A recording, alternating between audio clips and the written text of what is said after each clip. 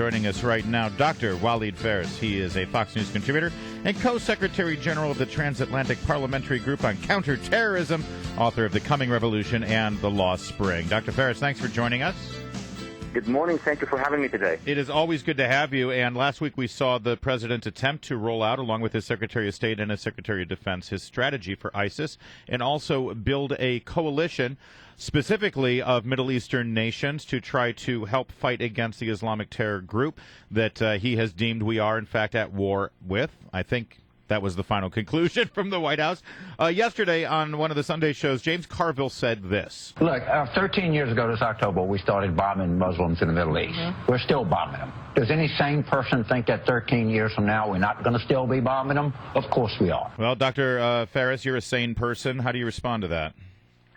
Well, basically, this is not about bombing Muslims. This is an international coalition to help Muslims free themselves from the jihadists, from ISIS, and eventually from Al-Qaeda. This is too oversimplistic in my view.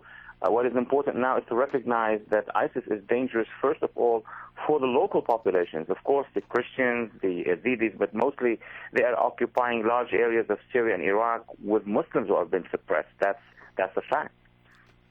All right, so what should we be doing then? Are we taking the right action? I ask this because as I listen to the president, and I get the sense that his heart is not in this fight.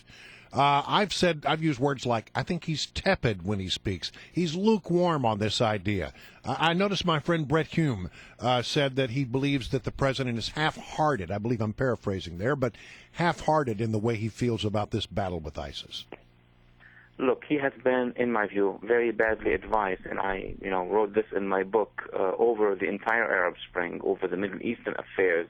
He thought that by withdrawing forces from Iraq and eventually this year from Afghanistan, things are going to settle by themselves. That's what he thought would happen in Iran when he did not actually hold on a minute the Iranian youth. Dr. Phares, let me just stop you there for a minute, because just this weekend on 60 Minutes, Leon Panetta says, there were many people who felt we needed to keep 8,000 to 10,000 troops inside Iraq. And in 2012, the Pentagon, the State Department, including Hillary Clinton, and the intelligence community told him you need to do something to support the moderates in Syria to create, or other words, we're going to have a problem. It's not that he got bad advice, it's that he doesn't listen to the advice he gets. Well, the advice you're talking about is by the professionals, people at DOD, people at CIA, NSA.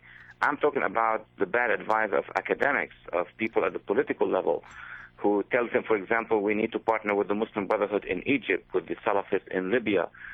We need not to engage and bring down Assad because we have a deal with Iran. This is the kind of bad political advice I'm talking about. Not when the Pentagon tells them exactly, you've got to leave a force in Iraq and you've got to engage with the opposition against the regime of Syria before. So the kind of advice that he got from the political academic level is the one that I blame for that. Dr. Phares, the president has said that he's going to build a broad coalition, including many nations in the Middle East who will help as we provide air support, that will provide ground support.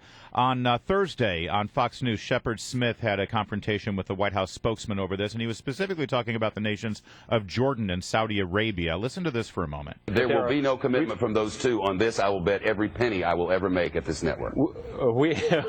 That's a substantial bet. It is a big bet, and it's a good bet because it's not going to happen, and the whole world knows it. And I think, Dr. Phares, Shepard Smith makes a good point there. It's very hard over here in North America to commit our brave young men and women to a fight on the ground there against Islamic terrorism when a group, countries like Saudi Arabia and Jordan right there in the neighborhood, who, as you rightly said, they suffer most right now from groups like this, they won't commit their own troops. What can be done about that?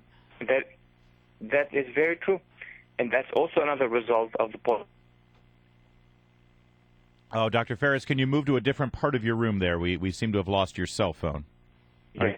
Can you hear me now? That's better. Thank you. Stay right there. Yeah. What I'm saying is that the Saudis, the UAE, Kuwaitis, Jordanians observed what the nation has done over the past years. For example, with regard to Egypt, Egypt is the backbone of the counter-offensive against the jihadists, and we sided with the Brotherhood. Till 33 million people rose against the policy of the Muslim Brotherhood. In Libya, The people we call rebels are the ones now who are in control of many cities, including the capital. So the Arab moderates of the region wants to see more from this administration, more commitment. They're not.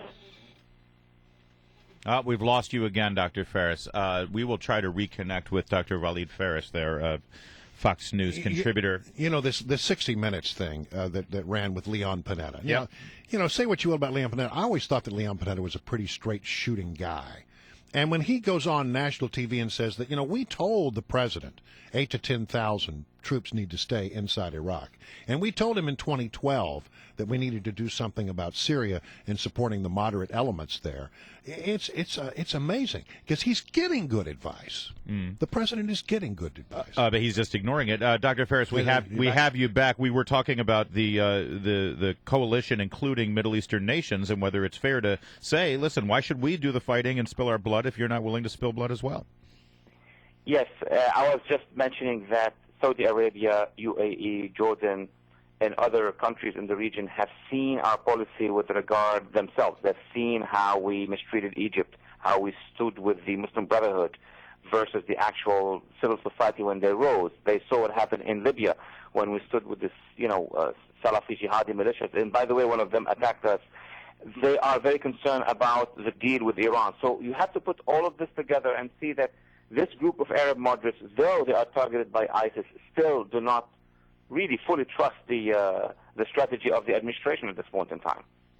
So you're saying that the reason that coalition is not going to happen is because of President Obama's past actions and the fact that he has embraced the wrong groups like the Muslim Brotherhood in Egypt, and that's made those nations very distrustful of him. Absolutely. On the one hand, we partner with the wrong people. On the other hand, we did not do what we had to do, for example, in 2012, when the issue of Syria came to the table and the president threatened, and all the Arab countries that I have mentioned stood with him and said, we are ready for the solution, and then he changed. So these countries sort of went to the battlefield, and then in the middle of making that decision, they found themselves alone facing Iran, Syria, Hezbollah, and the Maliki government. So now they want a little bit more of a guarantee by the president. Dr. Phares, we're almost out of time. But so many people, and Leon Panetta, we mentioned his comments yesterday saying that he had advised that we not pull out of Iraq, but so many people defend the president and say, listen, Iraq didn't want us there, and they wouldn't give us the status of forces agreements. You can't make them agree to it, so what else could the president do? Well, what else could the president do? Was there a way for him to be able to keep American forces there?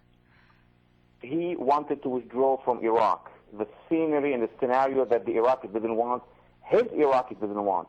He empowered the Maliki people. He had a deal with the Iranians. His withdrawal from Iraq is to let the Iranians and the United States get to a status about the nukes. He had a majority of moderates in Iraq, including the Shia moderates, the Sunni moderates, the Kurds, and the Christians. He had that coalition. But unfortunately, his advisors, those dealing with the Iraqi files, said, no, we'd better deal with those who are close to Iran because Iran would stabilize the region. All right. And now we see what will happen. Now we see what happens. Thank you so much, Dr. Walid Phares. Always good.